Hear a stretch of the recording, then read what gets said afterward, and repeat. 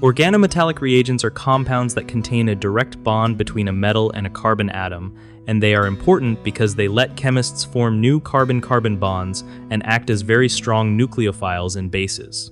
Think of an organometallic reagent like a helper that carries a piece of carbon ready to attach to another molecule.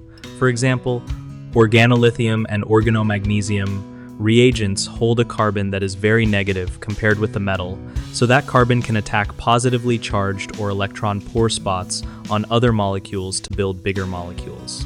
They are made by combining a reactive metal with an organic fragment, and the metal changes the behavior of that carbon so it behaves differently than ordinary carbon atoms in neutral molecules.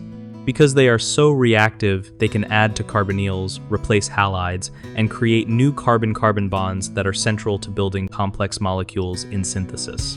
Chemists choose specific organometallics depending on how strong a base or nucleophile they need and what functional groups are present that could be destroyed by too much reactivity.